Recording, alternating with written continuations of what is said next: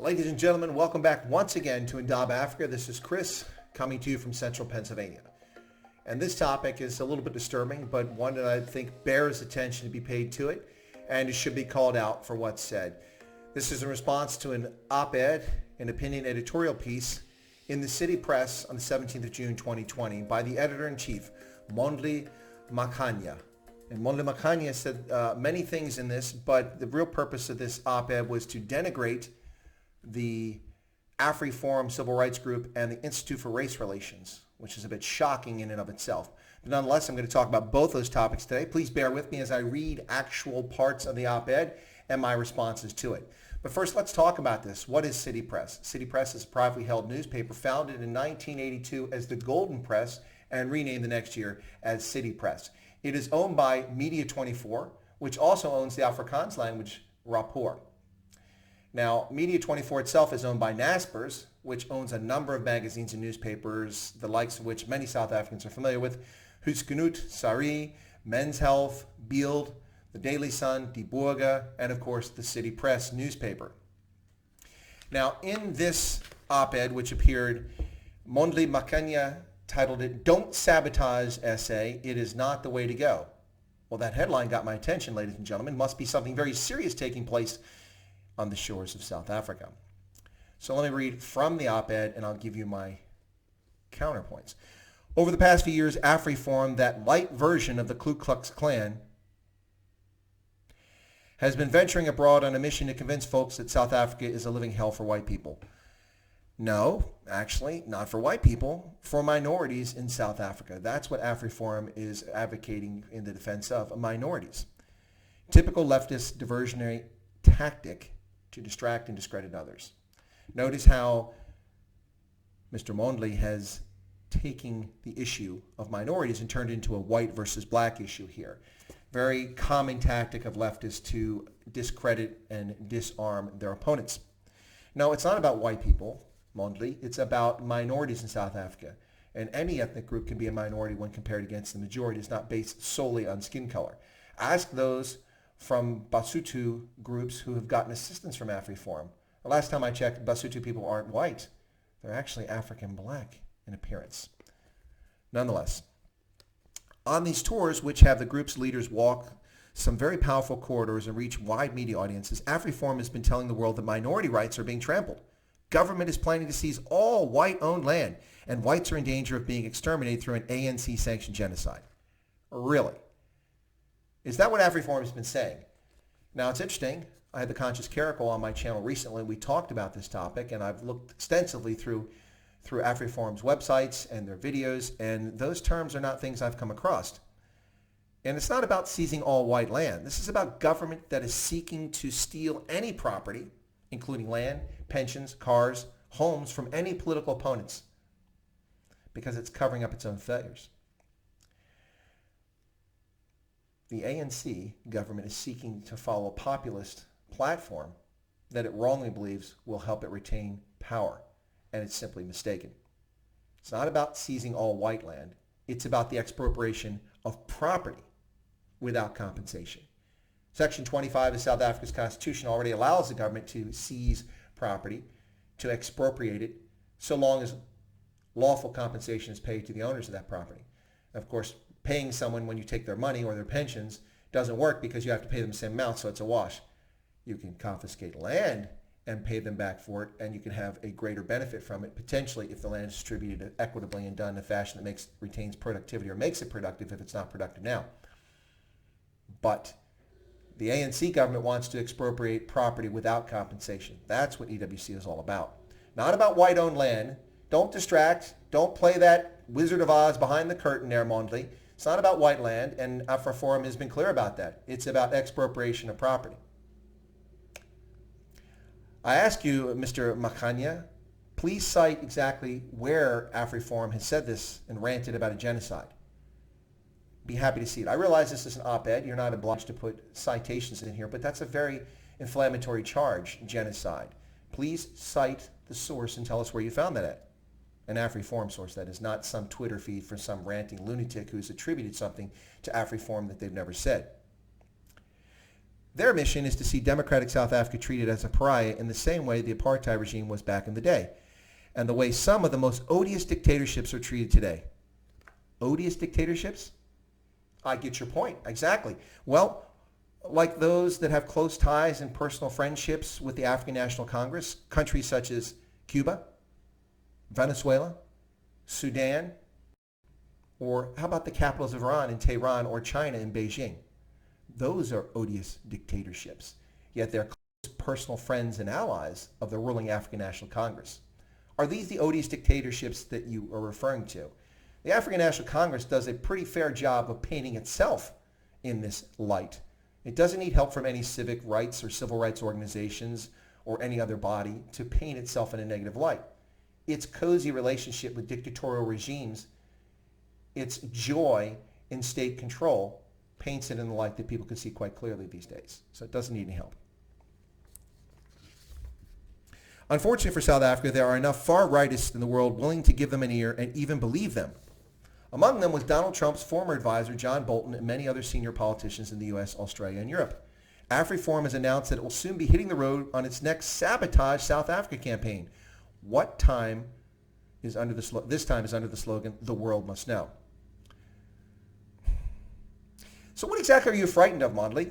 If there's no merit to the arguments that Afriforum has here, no one's going to listen to them. Full stop. That's the end of the conversation. Methinks you do protest too loudly if there's nothing to their campaign, Bubba. This time around, Afriforum will not be alone in the Sabotage South Africa drive. Joining this effort will be the respected Institute of Race Relations. The think tank breathlessly announced that it was writing an open letter to the governments of numerous countries, I'm not going to list them all here, the biggest contributors to the International Monetary Fund, to tell them to be wary of dealing with South Africa. The Sabotage South Africa campaign? Seriously, this is simply hyperbole. Where is any evidentiary information here to support these outlandish claims by this editor-in-chief? Not simply a staff writer, editor-in-chief. But I think he must be referring to the capricious conduct of the National Coronavirus Command Council, an unelected, undemocratic, totalitarian body with callous disregard for South Africans, whether it's the informal sector, small and medium business, smokers, or any non-ANC cadres. This is where the sabotage is of South Africa. That's where your sabotage. The aim of this campaign, lamely titled "Do Not Be Misled," is to prevent the IMF from according South Africa the $4.2 billion loan facility that is being negotiated. The wise heads at the Institute for Race Relations believe that South Africa should not smell a dime of the money if government does not change its, quote, destructive economic policies. Lame? How so? Why are you playing the role of ANC spokesman when ostensibly you are the editor-in-chief of City Press, a private newspaper? Yet it's hard to distinguish whether you work for the African National Congress and Luthuli House as their spokesman and speaking for them, or are you actually a journalist or editor? It's very unclear based on these clearly political positions you're taking in favor of the ruling African National Congress. Now, as far as the IMF loan, do you mean the same African National Congress that 2 months ago arrogantly approached the media and said, we will not take money from the World Bank and the IMF because our sovereignty is important. They will not impinge on our sovereignty. Of course, they didn't bother to contact either of those multinational lending institutions to find out what the terms might be. No, they just assumed in their ignorance that it would be the same sort of conditions tied to structural adjustment policies associated with those institutions from decades ago. So now Mondli is upset that civil rights organization and the Institute for Race Relations would go abroad to tell governments they shouldn't lend this money to this totalitarian regime. Ooh, now there's opinion right there. Absolutely. Of course, my opinion is in response to this gentleman's op-ed. So he says the bizarre irony about the Institute for Race Relations campaign is that the interests of the free market right are aligning very nicely with the socialist left. Excuse me? What exactly is he talking about here? The fact that people are talking about borrowing money from multilateral institutions, that's not the market capitalists lining up with the left. Absolutely not. Very strange. On the question of the Institute for Race Relations campaign, there is no way to describe it other than to say it is stupid and dangerous. Really? And how exactly do you describe a privately held newspaper's editor shilling for a political party? Stupid and dangerous, perhaps? You're in the fourth estate. Your responsibility is to report the news. You have the privilege of an op-ed, but that tool is to be used wisely, not to slander others and to denigrate them on the basis of no information whatsoever. Seriously, you called Afriforum the modern Ku Klux Klan? There's no legitimacy to this op-ed whatsoever. The fact that it is in a privately held newspaper is disturbing. It is one thing for an organization of racist oafs to run around making wild statements about a country that no longer embraces their white supremacist ideology. Excuse me? Racist oafs? Now you're not only being slanderous, but you're just being downright mean. Oafs? Who's an oaf here? The people I've seen leading this organization, and I'll admit I don't know all of them because I'm not a South African. I'm not in South Africa. I'm simply observing it from the outside and reading what they actually write, watching the videos that they actually make, hearing the public statements they actually make. I've seen no oafs. Certainly wouldn't be in their interest to put the oafs up front. That's simply a ludicrous, shameful denigration of them to make a point that's entirely unnecessary. Racist oafs. Is this your idea of erudite, cogent commentary? Is that what you're doing here, Mondli? No, it's not. And white supremacist ideology. Again, citation, date, sourcing of your false claim. Where in the world do you get white supremacist ideology from? This is the tired old canard thrown out by lazy leftists who don't have the intellectual capacity to debate people on legitimate issues.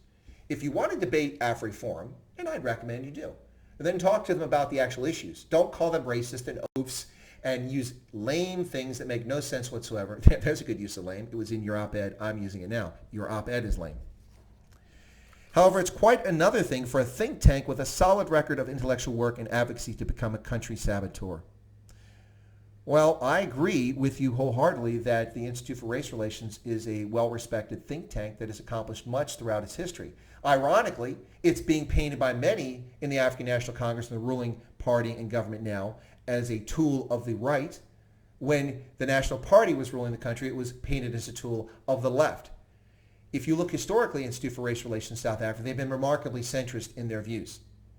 So, perhaps instead of name-calling, you might take a look into why the Institute for Race Relations is going abroad and sending letters to all these countries, cautioning them against lending money to a bankrupt government that has pilfered every penny available and every rand that it can get its hands on, instead of providing education for black South Africans, improving the quality of life for all South Africans.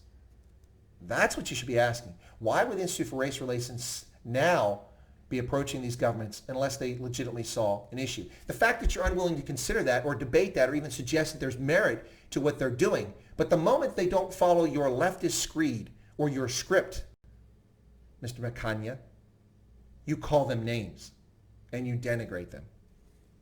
Your legitimacy is at risk here, not the Institute for Race Relations.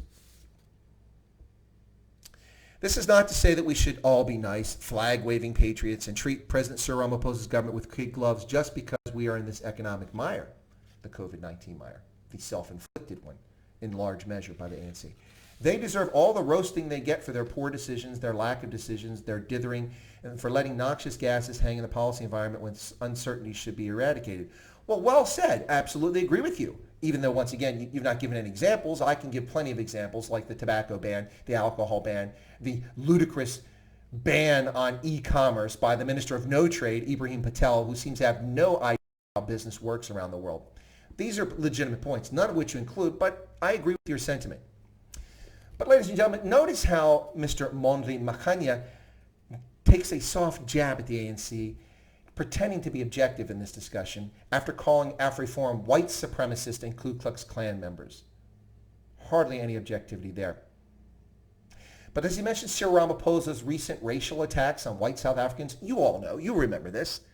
It's the nature of white people to be racist.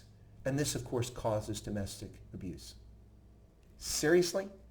And there's no op-ed from this gentleman talking about language by a sitting head of state? We heard language like this in Uganda against Indians, and we saw the tragedy that unfolded there. We heard language like this from one black African to another black African in Rwanda and in Burundi, and we saw what happens. This is the editor-in-chief of City Press, a private newspaper. this gentleman chooses to use. He could have done this op-ed and complained about Afriforum, saying it's not appropriate for them to go abroad in a difficult time like this, that the government needs all support of all South Africans. That would be good. But no, he opens it up by calling them the Ku Klux Klan. And then he denigrates a revered and respected institution like the Institute for Race Relations because it doesn't suit his narrative. But sabotaging the country is not the way to go. Well, we agree on this point, Mondli. So let's disband the National Coronavirus Command Council and get back to life and end ANC tyranny, full stop. So we agree on a couple points. Ladies and gentlemen, freedom of the press is freedom of the press, but it comes with a responsibility. The responsibility for journalists and for editors and for newspaper owners and magazine and print, internet, broadcast media to be responsible in the things that their staff say and do. And I urge the city press to have a conversation with your editor-in-chief. And I also urge him to write a retraction because he cannot substantiate any of these things, calling Afriforum, a civil rights group, the Klan, a group that advocates on the behalf of black South Africans and white South Africans. It makes no logical sense whatsoever. And it's simply leftist dribble is what it is.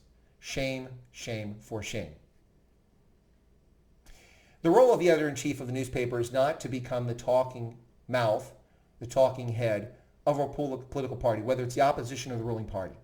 Now, we can look all over the world, so I'm not throwing stones simply at South Africa. We have the same nonsense at the New York Times, the Washington Post, owned by Jeff Bezos' private property, the Washington Post.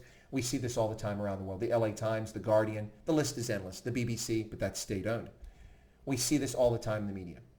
But nonetheless, this does not excuse this conduct, this behavior. And I urge the editor-in-chief of City Press to write a retraction and an apology or substantiate his claims of Ku Klux Klan membership. You can't simply use hyperbole in an effort to make a point because those words are hurtful. They carry a connotation. They damage reputations, they damage lives, and they incite people to hate and violence. Where is your mind at, sir? Ladies and gentlemen, this has been a production of the Indaba Africa Company, the Africa Group, I should say. If you found this thought-provoking, which I imagine most people will find it thought-provoking no matter how you feel one way or the other, it certainly should get people thinking and talking. I ask that you feel free to subscribe to this channel by smashing that subscription button right down there. And be sure to toggle that little bell icon so that you're notified of my updates of videos. I have a regular Saturday interview someone from around Africa or the U.S. on geostrategic issues related to Africa. And then I do these prepared videos on topics of interest now, contemporary issues in the future, and discussing things that are taking place. And finally, I do what I call stray voltage live streams or random live streams in which I bring on my subscribers, come in, and members to the channel, and we discuss topics of the day. And so I'm comments as soon as I can get to them. And also, finally, I ask that you smash that like button. Like button really is important because likes drive viewership. And I thank you for tuning in, for your patronage, and I wish you all the very best. And I wish the City Press an opportunity to retract this shameful, disgraceful, vile op-ed. Thank you, ladies and gentlemen.